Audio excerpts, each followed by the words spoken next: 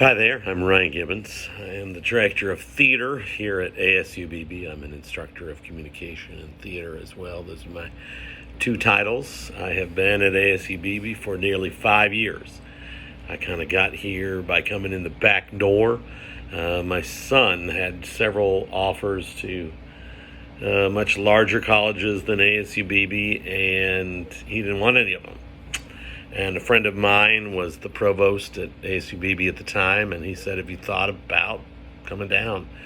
We had not. So we came, we met with the theater director, and we drove across the street to Sonic there on DeWitt Henry, and Nate said, "I don't want to speak too soon, but that's my college, Dad." And so he became a student here, and I started acting in shows with him. And in the middle of that fall, the director at the time broke her arm. It was she was retirement age, and I think had been.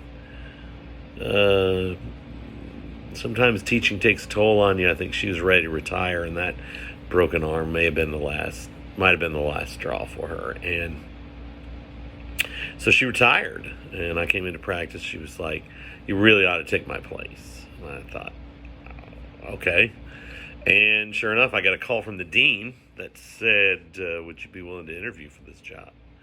So I interviewed for the job just after Thanksgiving. Didn't hear anything. Just before Christmas, he called me back in and said, "Well, I'm going to hire you on an interim basis, and if things go well, maybe you can stay." I don't like to be challenged like that, and so he removed that interim tag before we had reached spring break, which was my goal. And then at the time, we had 3 theater majors. This fall, we probably will have between 40 and 50, somewhere in there. And it's been the greatest move of my life.